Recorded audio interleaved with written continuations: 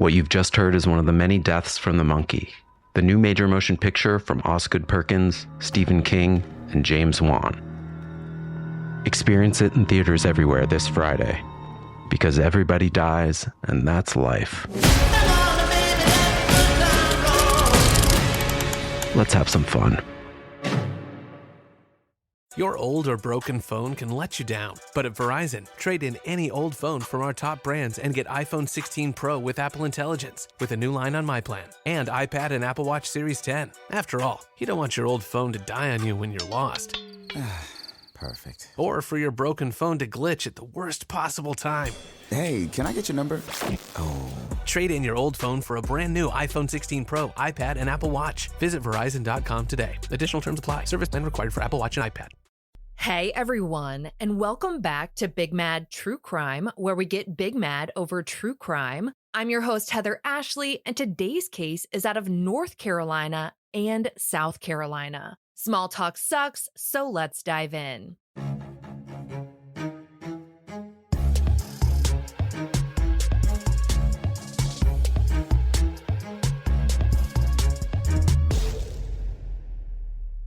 Edna Suttles was born on January 11th, 1941 in Travelers Rest, South Carolina, just below the North Carolina and South Carolina border. According to WBTV, she became the first female bail bondsman in South Carolina and was the owner of A1 Bail Bonding, a name that would have put her right at the top of the phone books, which were still relevant at the time.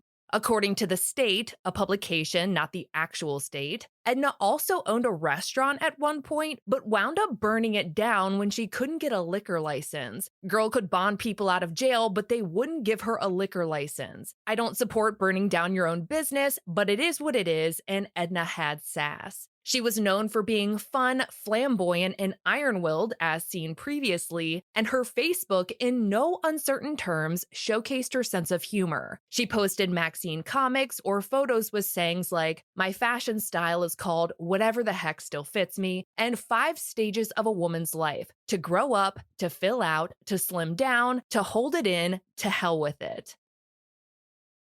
On August 28, 2021, Edna, now an 80-year-old grandmother of 6, who on no planet looked like she was 80, was reported missing after she failed to show up for a prior commitment. Edna regularly volunteered with a program where she sat with elderly members of her community, and she'd sit and chat with them for hours. She'd been volunteering with the program since she was 25, and even though she was now technically elderly herself, that didn't stop her. These were her people, and she was very much still young at heart. Even though she was 80, Edna was still going to honky-tonks and dancing until close. Once Edna was reported missing, investigators wasted zero time trying to track her down. First, they went to her house, but they didn't find Edna or her 2014 Jeep Grand Cherokee. With no luck there, detectives spoke with other members of her family and her friends, but they all said they hadn't heard from her. For days, investigators searched for Edna, but there was no sign of her anywhere. With nothing to go on, they were starting to wonder where they could even look, but on September 3rd, 6 days after she was reported missing, they found something: her Jeep. It was parked at the Best Western Hotel in Travelers Rest, about 6 miles south of where she lived, off of Highway 25. While it initially felt like they might be closer to finding her, Edna wasn't at the hotel. Investigators wanted to know how she got there and how she left, so they took a look at the hotel's surveillance footage. They fully planned on spotting Edna, but instead watched as an unknown man wiped away fingerprints from her Jeep before walking away. It goes without saying that the investigation into her disappearance was quickly taking a turn for the worst. After the man got done wiping off his prints, he started walking to the Food Lion in the shopping center right behind it. With that, detectives headed over to the Food Lion to look at their surveillance footage. They saw the same man from the hotel parking lot, but they also saw Edna. It made little to no sense considering that man had just walked away from her Jeep, but she was at the Food Lion along with him. The investigation took on warp speed, and according to court documents, with additional footage from the Food Lion, detectives were able to put together the following timeline. At 9:30 that morning, Edna left her house and drove her Jeep to the Food Lion. She parked next to a silver Chevy Cruze and waited in her car. 9 minutes later, the man from the hotel walked out of the Food Lion and waved at Edna's car while she sat in it. Investigators viewing the footage said that the two appeared to greet one another, and the man then went to his car, grabbed a small bag from inside, and brought the bag with him as he climbed into the front passenger seat of Edna's Jeep. Shortly thereafter, Edna drove off with the man still inside. Knowing all of this, law enforcement's first order of business was trying to figure out who this man was, and it wasn't exactly hard. When talking with employees at the store, they found out that right before the man hopped into Edna's car, he'd bought a 4-pack of yogurt, probably the least criminal-sounding purchase ever, but hold on. During checkout, the dumbass decided he wanted to use his points or get a discount, so he scanned his frequent shopper card. Employees were able to look up the name on the account and saw that it belonged to a 58-year-old man named Daniel Glenn Prince. Because this sketchy fingerprint swiper last seen with the missing 80-year-old had just made a special trip to buy 4 cups of yogurt, it stood out. Almost immediately, detectives remembered seeing yogurt at Edna's house during their initial search for her. 3 of the 4 yogurts were left, but the 4th cup was nowhere to be found. It wasn't left out anywhere, and it wasn't in the trash can. Investigators had no idea at the time that the yogurt would hold any significance to the investigation, but after reviewing the surveillance footage, it now seemed like it might be a solid piece of evidence. They were right, they just didn't know how right they were.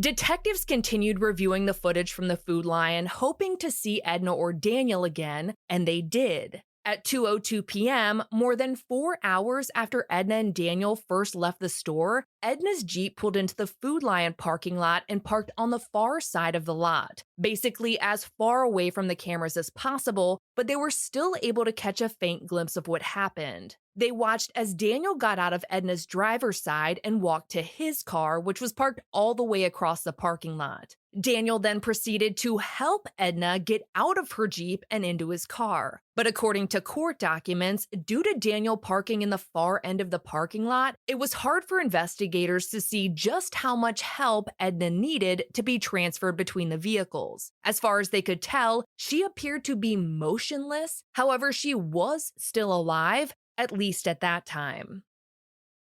The entire thing, Daniel getting out of Edna's Jeep, walking to his car, driving his car back to the Jeep, and getting Edna into his car, took 5 minutes. At 2:07 p.m., Daniel left Edna in his vehicle while he drove her Jeep to the Best Western, where it was later found. He then wiped down both the interior and exterior before walking back to the Food Lion, and 7 minutes later, Daniel drove off with Edna in his car. Through surveillance footage, phone records, and vehicle data, investigators were able to put together that Daniel turned off his phone after he left the parking lot. However, his car data showed that he drove an hour back to his house in Bostic, North Carolina. Court documents report that he didn't make any extended stops along the way, and for reference here, it is a hike to get from Edna's house to Daniel's, and both are in very rural areas. It is a hard pass to think that anyone would be in both places in one day by accident.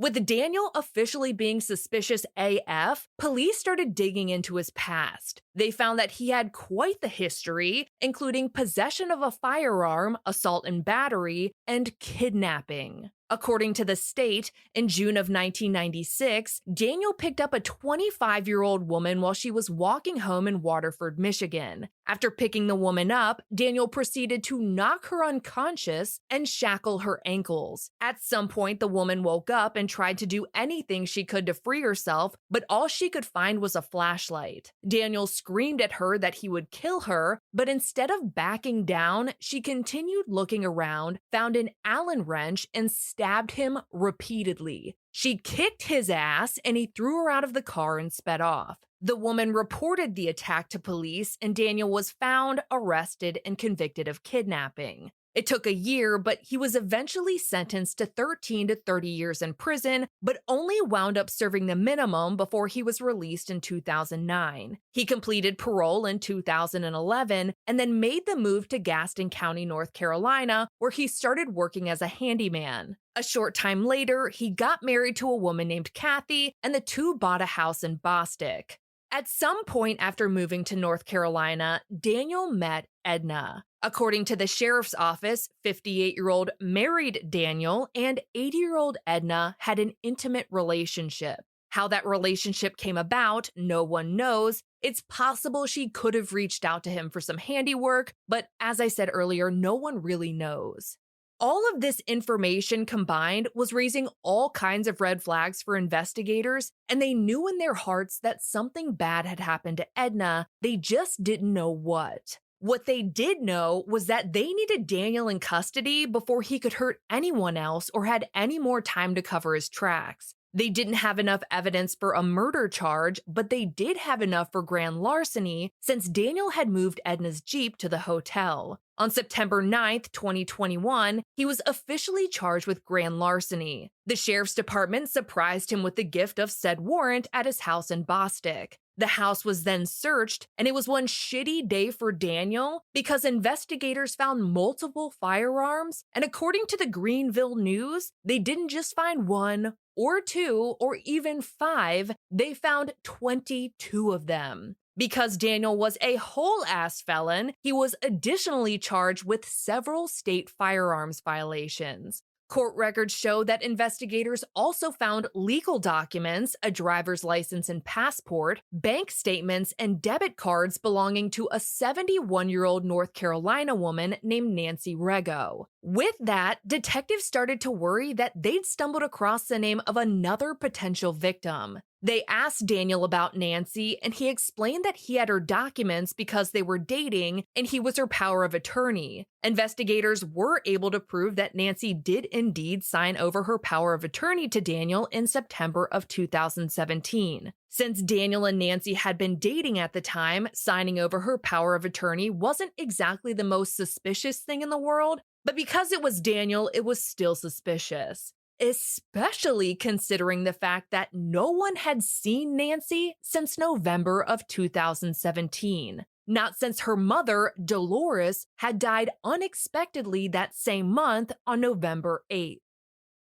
Nancy Rego was born on March 8, 1951. She went to Garinger High School before marrying a firefighter named James when she was 18. They divorced 4 years later, and decades passed, but in 1997, Nancy found love again and married a man named Buddy. The state reports that Nancy worked as a call center agent for Eastern Airlines before later becoming a massage therapist. Nancy's friend Rebecca told the state that Nancy was so funny, she loved life, there was a joy about her. A U.S. attorney would later say, she will be remembered mostly for her laughs, for her love, and her spirit full of life. That infectious laugh is what her family members will so fondly remember. Nancy was still married to Buddy when she met Daniel Prince after he moved to North Carolina, after his kidnapping conviction. Daniel had placed an ad as a handyman, which Nancy answered. And although she and Daniel were both married, they began a relationship. Nancy eventually introduced Daniel to her mother, Dolores, who was recovering from an ankle injury at the time. Born on October 13, 1929, Dolores grew up in the Great Depression. She went on to marry a man named Charles, who served in World War II and the Korean War, where he received a Purple Heart. They had 2 children in the early 1950s, one of them being Nancy and Nancy's brother Mark. According to Dolores' obituary, she retired in 1987 as the general manager for Morris E. Trotter & Son, a property management and realtor company in Charlotte. A U.S. attorney later said, Dolores was a wonderful mother. She was beautiful, she loved to sing, and she reminded family and friends of Elizabeth Taylor. Being compared to Elizabeth Taylor makes my entire heart glow for her.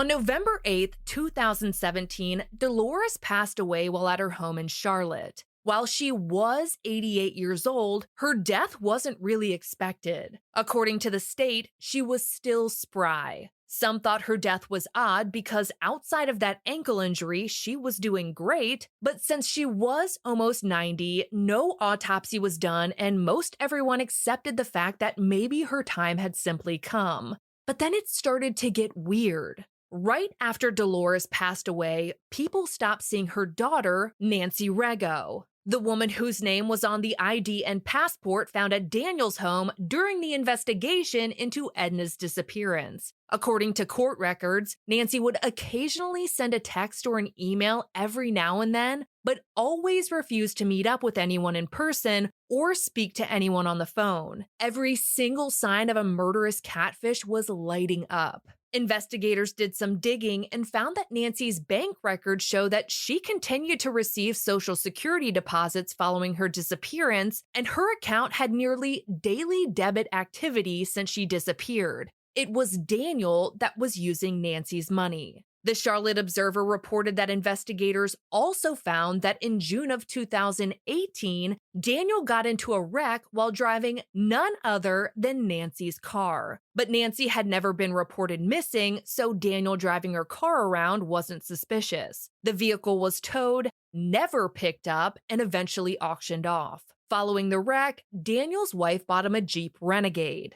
While North Carolina investigators continued looking into Nancy's disappearance, the FBI opened a federal kidnapping investigation in the case of still missing 80-year-old Edna. Court records show that investigators interviewed Daniel on September 9th and 16th, and it was during those interviews that Daniel said he considered Edna his friend. He admitted to traveling from North Carolina to visit Edna on August 27th, the day before she was reported missing. He said he'd seen her multiple times that month, and that time he was there on handyman business. Daniel told investigators that he had nothing to do with Edna's disappearance and was adamant that he dropped her off at her house after leaving the Food Lion parking lot. But which time? After he took her Jeep to the Best Western, wiped his prints off, and moved her motionless body into his car? Because that leaves a lot of room for explaining, but he was going to try. According to court records, Daniel had an excuse for why he was caught on video wiping down Edna's car in the hotel parking lot. He said that Edna had hired a private investigator to help with her daughter's pending divorce. Daniel couldn't provide the name of the private investigator, but said that he knew Edna had become afraid of the PI. Daniel said the only reason he wiped down Edna's vehicle was because he was nervous about being involved with the situation involving the private investigator, not because he was involved in Edna's disappearance. Obviously, investigators didn't believe any part of that, so they continued looking into his role in Edna's disappearance. According to court records, investigators interviewed Daniel's wife, Kathy. They told her about the surveillance footage of Daniel driving the Chevy Cruze to the Food Lion, and Kathy explained that the Cruze was actually hers, that she was the primary driver, but on August 27th, Daniel took her vehicle for the day. He said he needed it for work. She had no idea that he'd taken the car to South Carolina, and she probably also didn't know that he had cheated on her with 2 missing elderly women. Kathy said that Daniel was gone for most of the day and got back home around 3 or 4 p.m. Kathy told investigators about the vehicle Daniel typically drove, which was a Jeep Renegade, the one she'd purchased for him after he wrecked his other car, which had been given to him by missing Nancy in 2018. Kathy said Daniel had recently taken his Renegade to the auto shop to have some work done, and he was driving a rental in the meantime, but that day he forwent the rental and used his wife's car. Investigators contacted the auto shop and found that on September 3rd, Daniel took the car in to have the AC serviced. While he was there, he asked about the cost of replacing the rear interior panels of his Jeep. Later, when investigators searched the vehicle, they found that the floor panel of the rear cargo area, or trunk, which should have been covering the spare tire, was missing. Following that, court records show that investigators conducted another search of Daniel's house. This time, they were looking for items linked to both Edna and Nancy's disappearances. During that search, they found a unique firearm which belonged to Edna, as well as some of her jewelry. Investigators also found multiple prescription pill bottles prescribed to Nancy, and they'd been prescribed prior to her disappearance in 2017. Among the various pill bottles found in Nancy's name, there were prescriptions for tramadol, a narcotic, cyclobenzaprine, a muscle relaxer, and lorazepam, a sedative. Investigators also found Nancy's mother, Dolores's wallet, in a black bag containing all the things you never want to see in the same place: zip ties, a taser, lubricant, and crush pills in a plastic bag labeled Ativan. A few weeks after the search, Daniel's wife Kathy was working with another person to remove various domesticated fowl kept on Daniel's property. I'm gonna go out on a limb and guess they were chickens and ducks. They had about 6.5 acres. According to court records, while on a remote wooded area of the property, the person helping her observed a bee box for beekeeping. They opened the box, and instead of finding fuzzy sting machines, they found a woman's purse. Investigators were immediately notified, and after obtaining a search warrant, they dove in. Inside the bee box, they found Edna's purse, the keys to her Jeep, and other personal items belonging to her. They also found another bag of all the worst things. It contained rope, zip ties, medication, a torn Walmart plastic bag with a knot tied in it, a pair of green rubber gloves, and an empty yogurt container. The yogurt was the exact same brand and type as Daniel had purchased from the Food Lion on August 27th. Around 30 feet from the bee box, investigators located a vehicle panel believed to be from Daniel's Jeep Renegade, the same panel he'd asked the auto shop about replacing. Along with the panel, investigators found another terrifying black trash bag. In it was a tarp, women's shoes, and a metal bracelet. According to court records, the remnants of the yogurt cup were sent off for forensic testing, and in it, they found all 3 of Nancy's prescription medications. They weren't able to determine a quantity or concentration of the drugs from the sample. However, an FBI forensic toxicologist told the investigators that a mixture of those 3 substances would have an incapacitating effect on an individual, even in very small concentrations. Furthermore, the effect of those 3 drugs on an elderly person, like Edna, could be even more pronounced due to their reduced ability to process drugs of that nature.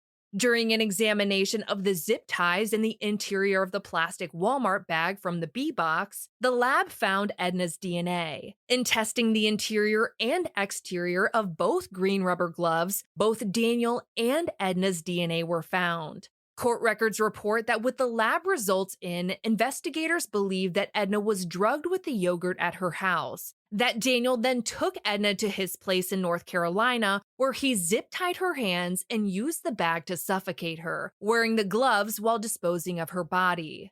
After coming to that conclusion, a cadaver dog was brought to Daniel's property to see if they might be able to locate any human remains. None were found during the search. However, the canine did make a strong alert to the scent of human decomposition, where the vehicle panel, trash bag, and tarp were recovered. Investigators concluded that Edna's body had likely been there at some point.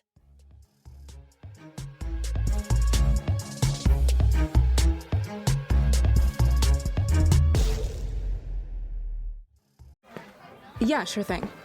Hey, you sold that car yet? Yeah, sold it to Carvana. Oh, I thought you were selling to that guy. The guy who wanted to pay me in foreign currency, no interest, over 36 months? Yeah, no. Carvana gave me an offer in minutes, picked it up, and paid me on the spot. It was so convenient. Just like that. Yeah? No hassle. None. That is super convenient. Sell your car to Carvana and swap hassle for convenience. Pickup fees may apply.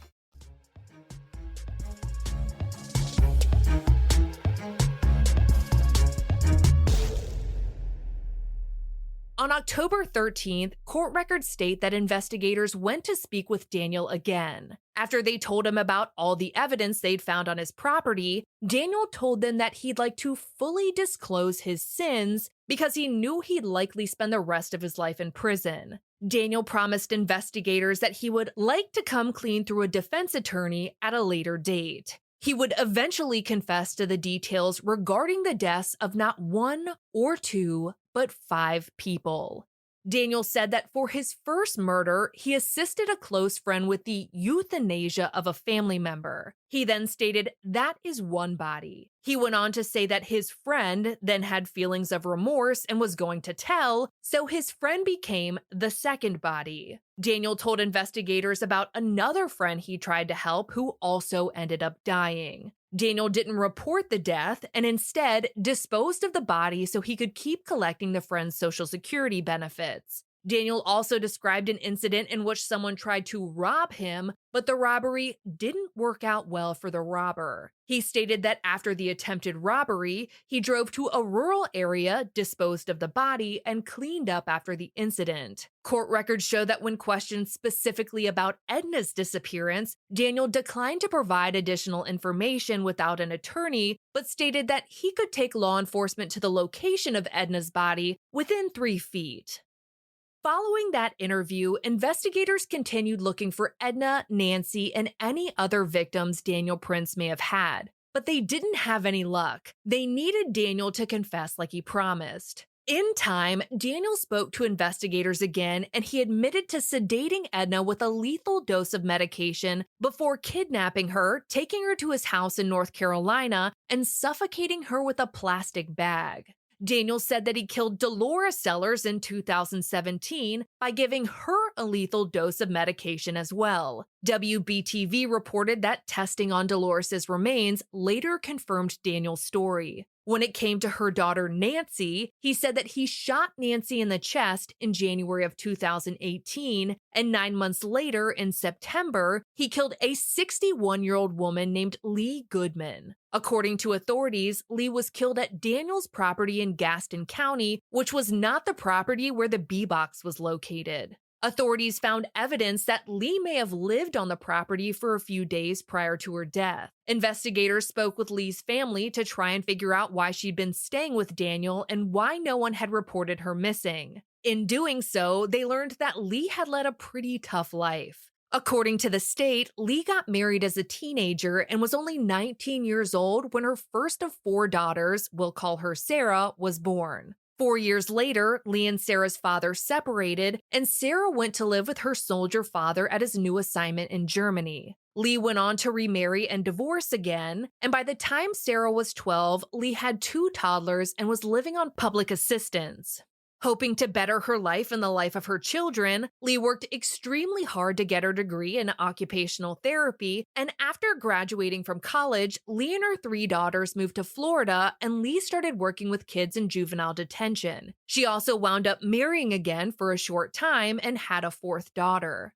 Eventually, Lee reconnected with Sarah's dad, and they spent 5 or so years together in Arizona, but things started to change. Lee's behavior became frenetic or frantic, and according to the state, she wound up being diagnosed with 2 disorders: bipolar, causing high and low mood swings, and schizoaffective, leading to hallucinations or delusions, and mood disorder symptoms like depression or mania. Her diagnosis led to a breakdown, and she started traveling for extensive periods of time, getting around by hitchhiking. She came and went as she pleased, but she always had her cell phone with her so she could call and text pictures from the places she was visiting. It became normal for Lee to show up randomly at Sarah's place, and Sarah told the state that the last time that happened was in 2017 when she was living in Sarasota, Florida. Before Lee left again, Sarah hugged her mom for a long time and told her to be careful. She never physically saw her mom again, but they did keep in touch through the phone. That sounds a lot like when Nancy disappeared and friends got email and texts, but never got phone calls or visits.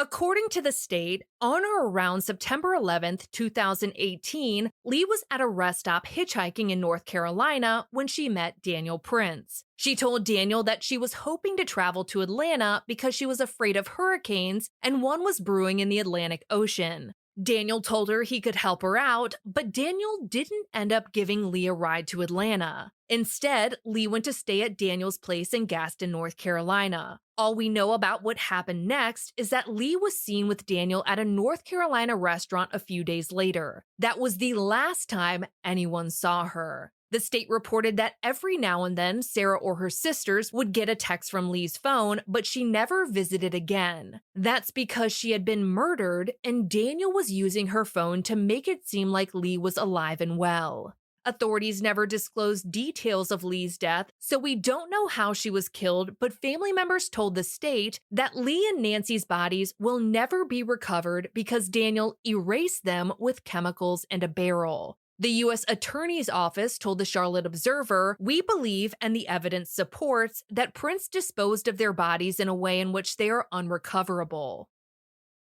On May 16, 2022, Daniel kept his promise and led investigators to 80-year-old Edna's body. He had buried her in a wooded area off Harris-Holly Springs Road in Rutherford County. The land was near Daniel's home and owned by a friend. On June 15th, 59-year-old Daniel entered into a plea agreement with the U.S. Attorney's Office. He pled guilty to the kidnapping and murder of Edna in exchange for the death penalty being taken off the table. As part of the deal, it was agreed that Daniel wouldn't be prosecuted for the murders of Dolores, Nancy, or Lee, which seems like a big fucking blow.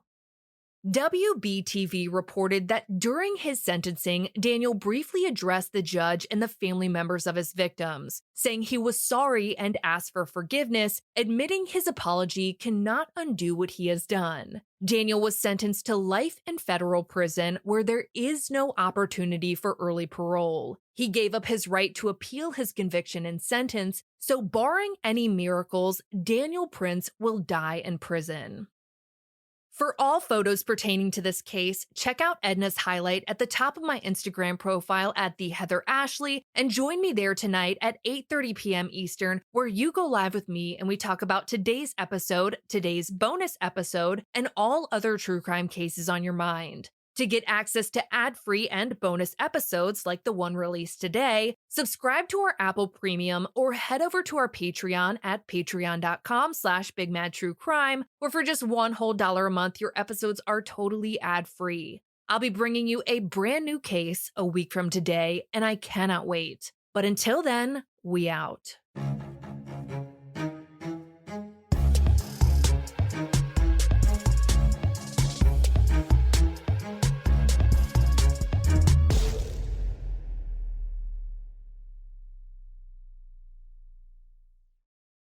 Master of horror Stephen King raves about the monkey. You've never seen anything like it. It's insane. The monkey that likes killing our family, it's back. Critics are calling it the most fun horror movie in years. It's a bloody, bloody, bloody fun time. Dad, I'm scared. I know.